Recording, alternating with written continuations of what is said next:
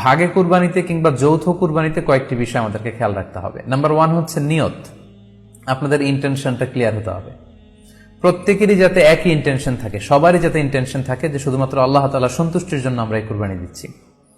এখানে কয়েকজনের যদি ইন্টেনশন থাকে যে আল্লাহর সন্তুষ্টি, অন্যজনের যদি নিয়তে ঝামেলা থাকে, তাহলে কিন্তু কুরবানিটা প্রশ্নবিদ্ধ হয়ে যাচ্ছে। কারণ ইন্নামাল আমালু বিন্নিয়াত, ইয়ানি ইন্নামা সাওয়াবুল আমালি বিন্নিয়াত, সমস্ত কাজের প্রতিদান দেয়া হবে আপনার ইন্টেনশন বা নিয়তের উপর ভিত্তি করে। সো এজন্য যারা খুব বেশি মুখলেস, খুব বেশি মুত্তাকি, তারা অনেক সময় যৌথ কুরবানি দিতে চান না। তাদের সামর্থ্য না থাকলে ছোট একটা ছাগল দিয়ে তারা একাকি কুরবানি দিতে চান। এটা safe, he want to be in the safer side.